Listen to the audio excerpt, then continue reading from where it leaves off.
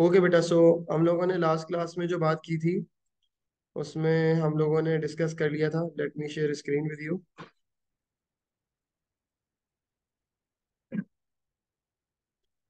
Okay बेटा। So last class में हम लोगों ने जो बेसिक कॉन्सेप्ट देखा था, डिस्कस किया था। फैसल आप नहीं थे लास्ट क्लास में, तो मैं जरा उसका ओवरव्यू दे देता हूँ।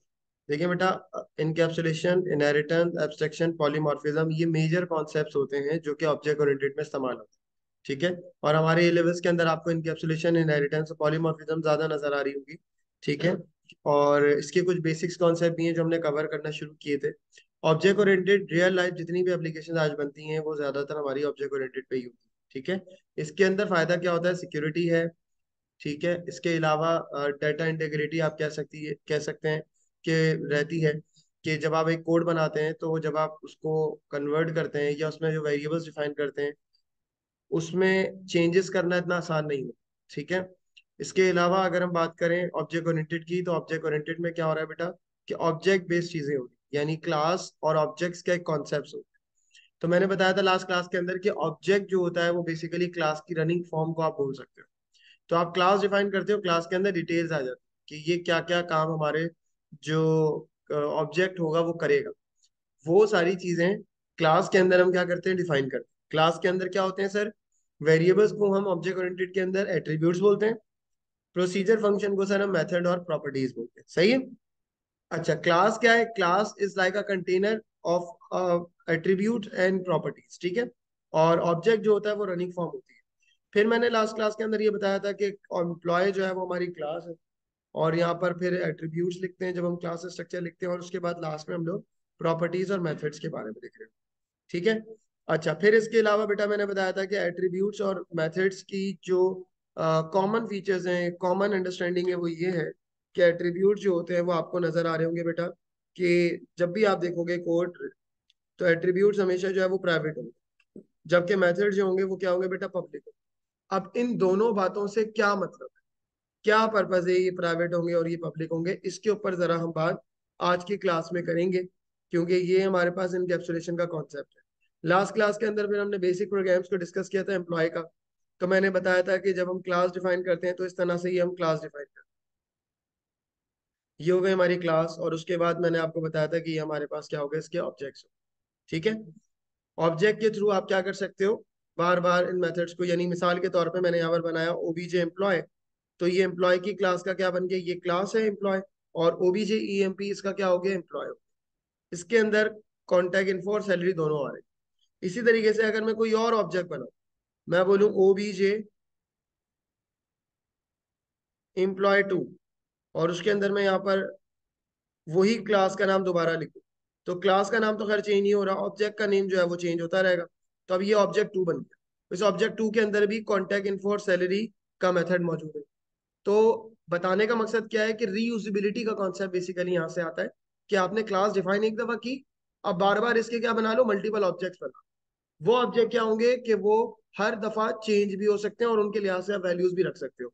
क्योंकि अभी ये बेसिक कोड था तो इसके अंदर मैंने फिक्स मेथड्स रखे हुए थे।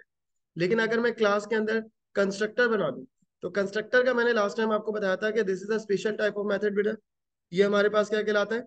एक स्पेशल टाइप ऑफ मेथड कहलाता है। स्पेशल टाइप ऑफ मेथड का मतलब ये है कि वैल्यूज को इनिशियलाइज करने के लिए हम इसे इस्तेमाल करते हैं, और जब भी ऑब्जेक्ट बनता है हम इसे तब कॉल कर रहे होते हैं कंस्ट्रक्टर के मेथड।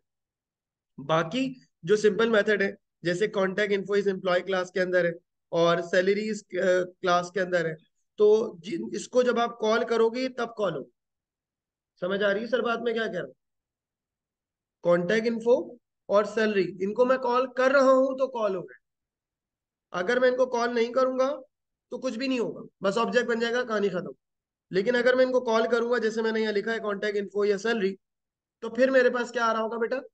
आउटपुट आ रहा होगा जो मैंने इनके मेथड्स में लिखा है। लेकिन कंस्ट्रक्टर का सीन थोड़ा डिफरेंट है। कंस्ट्रक्टर का केस थोड़ा सा डिफरेंट है। कंस्ट्रक्टर में क्या होता है बेटा? कंस्ट्रक्टर में ये होता है कि आप जब लिखते हो तो इसको आप बेसिकली, इसका जो मेजर बेसिक पर्पज है वो ये है कि वैल्यू को इनिशियलाइज करना। कंस्ट्रक्टर के अंदर हम मोस्टली मेथड नहीं लिख, कोई वैल्यू प्रिंट नहीं करा रहे होते, बल्कि वैल्यू क्या कर रहे होते हैं? इनिशियलाइज कर रहे हो। ठीक है। अच्छा, इनको कब कॉल किया जाता है? जब ऑब्जेक्ट बनता है। ठीक है सर। अच्छा, ये मैंने एक एग्जांपल आपको करवाई थी, अगर आप लोगों को याद हो लास्ट क्लास के अंदर मैंने आपको इसकी डिटेल्स बताई थी कि हमने एक एम्प्लॉय की क्लास ले ली बेटा। ठीक है।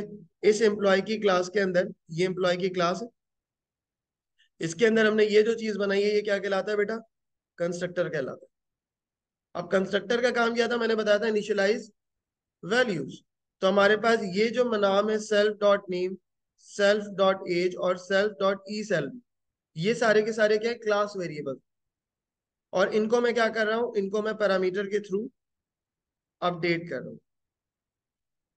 ठीक है।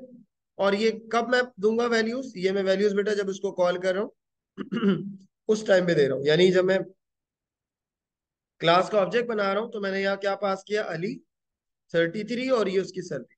तो ये अली जो है वो कहाँ कॉपी हो जाएगा बेटा? ये कॉपी हो जाएगा इस नेम के अंदर, और फिर ये नेम चला जाएगा इस क्लास के नेम के अंदर जिसको आप कहते हैं सेल्फ डॉट।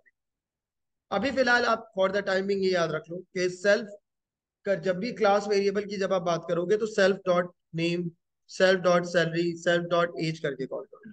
तो सेल्फ डॉट नेम क्या है सर? क्लास वेरिएबल है। और जबकि जो नेम है ये क्या है? यहाँ पे पैरामीटर है जो कहाँ से आ रहा होगा? ऑब्जेक्ट बनाते टाइम आपने पास किया।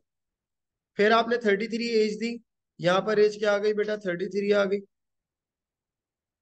ठीक है। और ये 33 जो है वो यहाँ पर क्या हो गई बेटा? असाइन इस वेरिएबल के अंदर। फिर ऐसे ही ई सैलरी यहाँ पर क्या हो गई? असाइन। अब जब मैं कॉन्टैक्ट इन्फो कॉल कर रहा हूँ तो यहाँ पर मेरे पास self dot name, self dot age आ गया और इसी तरह सैलरी से ई सैलरी आ गई। अब अगर मैं एक और ऑब्जेक्ट बनाना चाह रहा हूँ तो मैं यहाँ पे लिखता हूँ ओबीजे। अब जरा सुनने वाली बात है बेटा। ओबीजे एम्प्लॉय टू, और उसके अंदर मैं बेटा पास कर रहा हूँ किसको? एम्प्लॉय को।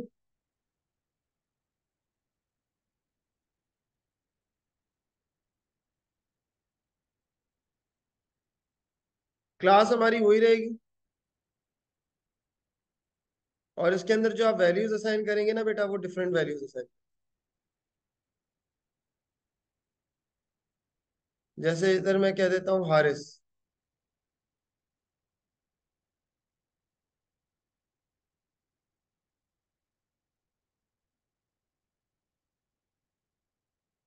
और अब मैं यहाँ लिख देता हूँ 41, और ये मैं उसकी लिख देता हूँ सैलरी।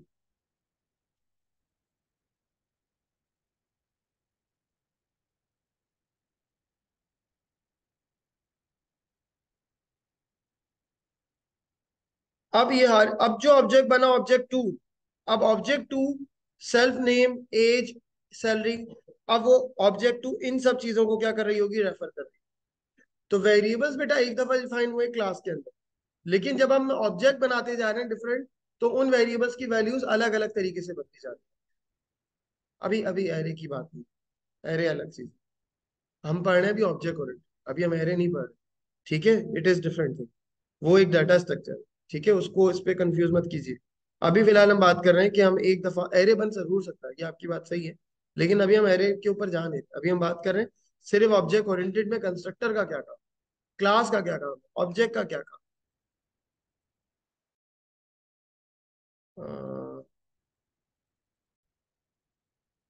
समझाना जो बेटा मकसद है वो ये कि क्लास एक है, ऑब्जेक्ट क्या बन गए? मल्टीपल। ठीक है। इस चीज को हम नाम दे देते हैं सर रीयूजिबिलिटी, कि आप रीयूज कर लेते हैं। और इसके अंदर और भी चीजें हैं, सिक्योरिटी भी है, देयर आर मल्टीपल थिंग।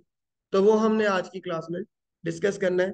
तो आज की क्लास में हम जो बात करने जा रहे हैं सर, वो बात करने जा रहे हैं जिसे हम इनकैप्सुलेशन भी कहते हैं। इनकैप्सुलेशन का कॉन्सेप्ट क्या होता है? देखें, पहले तो एक चीज को समझ लें ताकि मैं वो आपको क्लियर हो जाए कि जब हम यहाँ पे बात कर रहे हैं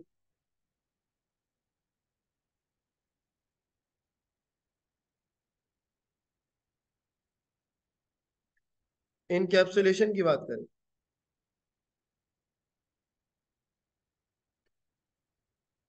इनकैप्सुलेशन में बेटा क्या हो रहा है? इनकैप्सुलेशन में ये हो रहा है कि जब भी हम लोग जो है वो लेट सपोज, जैसे ये एग्जांपल समझाने के लिए कैप्सूल की एग्जांपल दी जाती है कि जैसे आप मेडिसिन लेते हो तो वो जो दवाई है वो उसके अंदर मौजूद, ठीक है।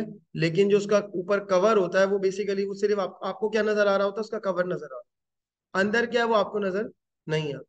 ये एग्जांपल समझने के लिए आसान हो जाती है कि इनकैप्सुलेशन में भी हम यही काम करते हैं कि हम अपने कुछ डाटा को या मोस्ट ऑफ द डाटा को क्या कर देते हैं, एक कैप्सूल के अंदर क्या वो कर देते हैं, हाइड कर देते हैं।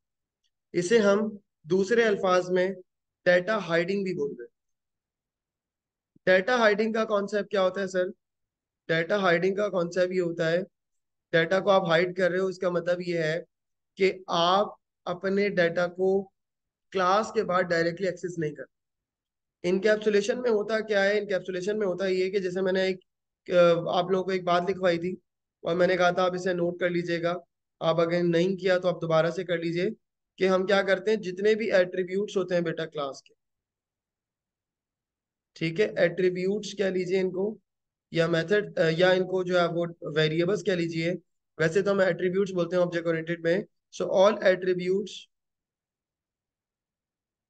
Must be public, must be private. अब प्राइवेट का कॉन्सेप्ट क्या है? प्राइवेट का कॉन्सेप्ट ये होता है, it can not be access outside the class. It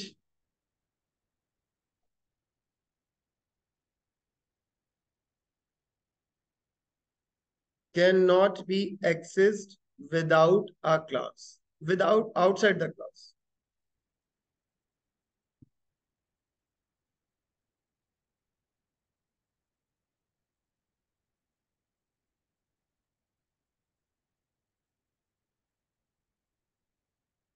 ठीक है बेटा।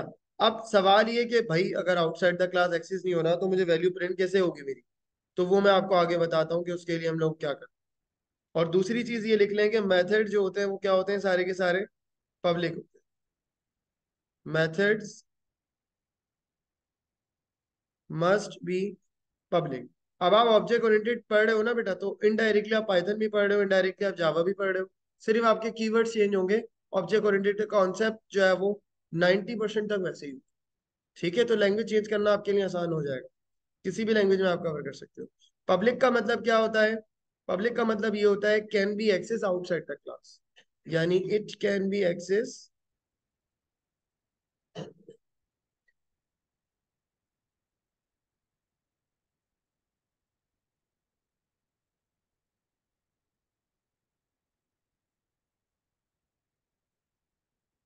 Outside the class.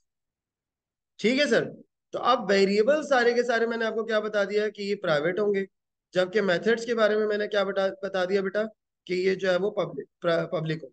तो अब सवाल ये जहन में आता है कि भाई पब्लिक और प्राइवेट की जब हम बात कर रहे हैं, तो यार पब्लिक का समझ में आता है कि ठीक है, मेथड्स तो ठीक है, लेकिन फिर प्राइवेट वेरिएबल्स अगर हैं तो फिर हम उन्हें एक्सेस कैसे करेंगे? तो उसके लिए मैं आपको टेक्निक समझाता हूँ कि कैसे करते हैं। उसके लिए हमारे पास जो सोल्यूशन होता है वो ये होता है, ये भी चाहे तो आप नोट डाउन कर लीजिएगा, कि all private variables can be accessed through getter and setter properties। ठीक है, या it is these are used by, या आप ये भी लिख सकते हो उसके साथ, और पहले तो ये लिख लो, ऑल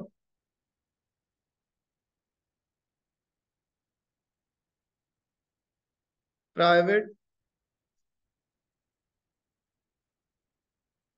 वेरिएबल्स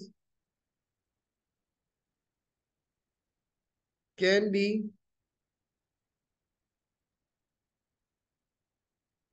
accessed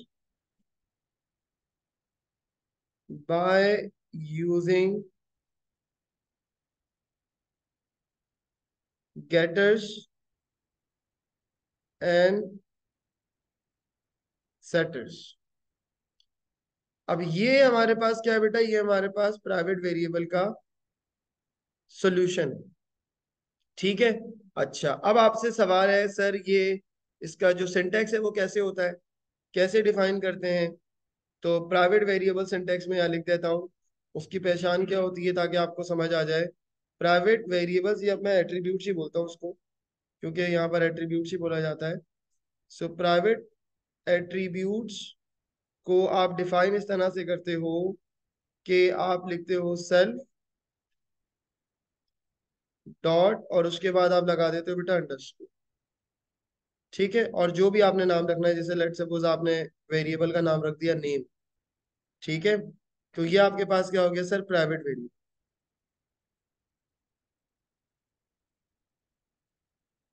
ठीक है सर, ये आपके पास क्या एग्जांपल है किसकी, ये आपके पास एग्जांपल है प्राइवेट वेरिएबल्स।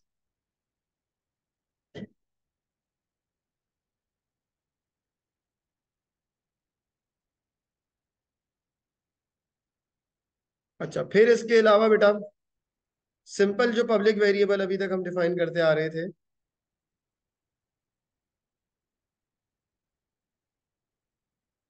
ये पब्लिक एट्रीब्यूट्स ही हम इसे बोलेंगे।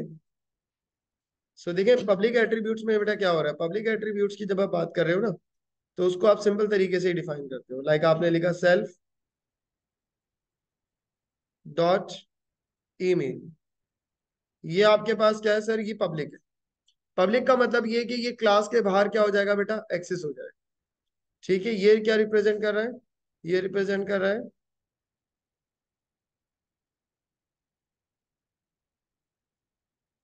पब्लिक को। यहां तक समझ आती है सर बात।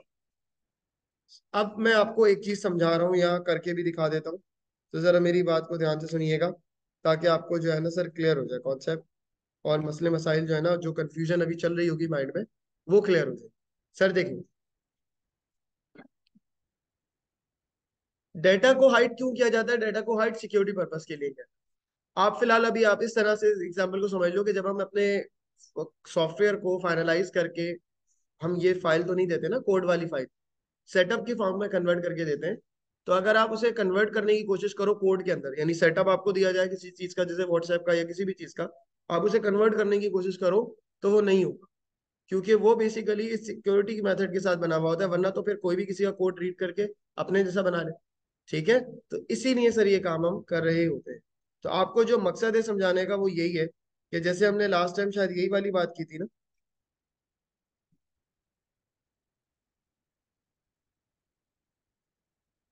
अच्छा, चले मैं ये एम्प्लॉय वाली ही एग्जांपल को कंटिन्यू करता हूँ। हमने क्या की थी लास्ट क्लास के अंदर बेटा बात,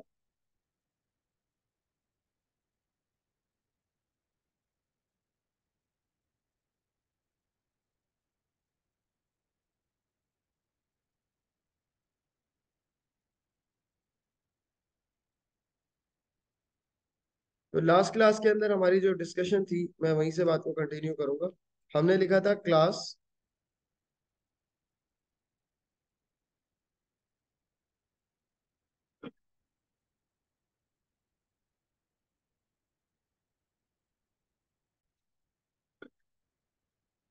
बेटा देखिए ये एक एग्जांपल हम कंसीडर कर रहे हैं, ठीक है, मैं इसको नेक्स्ट वीडियो के अंदर आपको चला के भी दिखा देता हूँ। तो पहले फिलहाल ये कोड को जरा अंडरस्टैंड कर लेते हैं, फिर उसके बाद हम आगे बात को लेके चलेंगे, कि जैसे मैंने यहाँ लिखा क्लास एम्प्लॉय।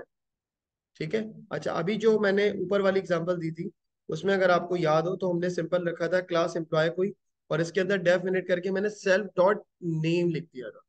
लेकिन अब मैं आपको क्या करवा रहा हूँ सर, अब मैं करवा रहा हूँ प्राइवेट वेरिएबल। तो प्राइवेट वेरिएबल को जब आप एक्सेस करते हो बेटा, तो प्राइवेट वेरिएबल में देखें सर, यहाँ पर मैंने लिखा क्लास एम्प्लॉय, और उसके अंदर मैंने डेफ करके इनिट नेम ई सैलरी एज वैसे ही। ठीक है, ये वाली लाइन भी बेटा वैसे ही है। ठीक है, लेकिन अगर आप देखें तो ये अंडरस्कोर किसको रिप्रेजेंट कर रहा है, डबल अंडरस्कोर प्राइवेट वेरिएबल्स। ठीक है, फिर मैंने अगेन वैसे ही या मेथड बनाया जिसको कॉन्टैक्ट इन्फो दे दिया, फिर मैंने एक सैलरी का मेथड बना लिया। यहाँ तक तो बात हो गई खत्म। फिर आगे चले सर बात को लेकर, और फिर हमारे पास क्या आ गया सर, फिर हमारे पास आ गया ऑब्जेक्ट। सर देखिएगा यहाँ पे मैंने एम्प्लॉय की क्लास लिखी अली 33, और यही उसकी सैलरी आ गई, और ये मैंने ओबीजे एम्प्लॉय लिखी। ठीक है, ये क्या बन गया बेटा, हमारे पास ऑब्जेक्ट बन गया फर्स्ट लाइन पे। सेकेंड लाइन में अगर आप देखें, तो मैंने लिखा print OBJ employ dot name. अब ये वाला जो कोड है, जब मैं आपको चला के दिखाऊंगा, यू विल सी कि यहाँ आपको क्या मिलेगा, एरर मिलेगा। क्यों एरर मिलेगा, क्योंकि मैंने ऑब्जेक्ट के रेफरेंस से मैंने लिखा ऑब्जेक्ट एम्प्लॉय डॉट नेम लिख दी। डॉट नेम क्या है, ये है sir private variable. Dot name ऊपर देखे ना, नेम दिया हुआ एट्रीब्यूट ऊपर, ये वाला बेटा ये नेम दिया हुआ है, और ये क्या है, प्राइवेट है, तो मैं ऑब्जेक्ट के रेफरेंस से डायरेक्टली इसको कॉल नहीं कर सकता। जबकि अगर मैं ऊपर वाली एग्जांपल को करवाऊं, अभी मैं आपको पाइथन पे भी करके दिखा दूंगा कि अगर मैं यहां पर ये काम करता, इस जगह के ऊपर ये काम करता, कि मैं यहां लिख देता, लेट सपोज मैं यहां लिख देता ओबीजे एम्प्लॉय डॉट नेम, तो यहां पर ये क्या हो जाता बेटा, प्रिंट हो जाता, और ऊपर मैंने यहाँ क्या लिखा होता, प्रिंट लिखा होता, तो ये इसकी वैल्यू आ जाती, क्योंकि ये क्या था, ये था पब्लिक, और पब्लिक आउटसाइड द क्लास क्या हो सकता है, एक्सेस हो सकता है। जबकि प्राइवेट जो है ना, वो हमारे पास क्या होगा, वो आउटसाइड द क्लास एक्सेस नहीं होगा। अगर आप करने की कोशिश करोगे तो क्या लिखा आ जाएगा, एरर आ जाएगा। लेकिन ये जो दो लाइंस हैं नीचे वाली, इनके अंदर मैंने कॉल किए हैं सर मेथड्स, तो मेथड्स तो कॉल हो जाएंगे। तो इसका मतलब ये है कि private variable can be access through methods, but it can not be access directly. समझ आ गई सर बात। इसको हम रैपर की जो वो मैं एग्जांपल दे रहा था ना, इनकैप्सुलेट कर रहे हैं, तो आप वो चीज एक्सेस तो कर सकते हो लेकिन डायरेक्टली नहीं कर सकते। जैसे आपको दवाई दी जाती है, कैप्सूल डायरेक्ट नहीं दिया जाता, हो सकता है वो हार्मफुल हो हमारे लिए, I don't know medical term क्या है, लेकिन वो हो सकता है हार्मफुल हो के वो अभी यहाँ डाइजेस्ट नहीं होना, उसने डाइजेस्ट होना है आगे जाके आपके स्टमक में या आपकी और आगे जाके किसी कंपोनेंट के अंदर, तो उसको वो कैप्सूल की फॉर्म में आपको देते हैं, ताकि वो वहीं पे जाके डाइजेस्ट हो, वहीं जाके आपको उसका जो है वो फायदा मिले। हो सकता है वो आपके मुंह में अगर डाइजेस्ट हो जाए तो वो हमारे लिए हार्मफुल हो। तो यही चीज समझानी मकसद है कि वेरिएबल्स को हम डायरेक्टली नहीं रखते हैं पब्लिक। क्यों? क्योंकि फिर आउटसाइड द क्लास उसको कोई भी बैठ के डायरेक्टली चेंज कर सकता है। जबकि मेथड जो होते हैं उसका नाम आप कुछ भी रख सकते हो, कहीं पे भी उसके अंदर चेंजेस कर सकते हो, तो वो आउटसाइड द क्लास चेंज करना इतना आसान नहीं होता अगर आपको कोड का आइडिया नहीं है तो। ठीक है, फिलहाल आप इस कॉन्सेप्ट को इतना ही रखें। अब इसके बाद मैं आपको कोड चला के भी दिखाता हूँ नेक्स्ट वीडियो में, और साथ साथ आपको गेटर सेटर के बारे में भी बताता हूँ कि कैसे फिर इन वेरिएबल्स की वैल्यूज को सेट कर सकते हैं और कैसे जो है वो हम उसे यूज करें। ठीक है बेटा, चले, अल्लाह हाफिज।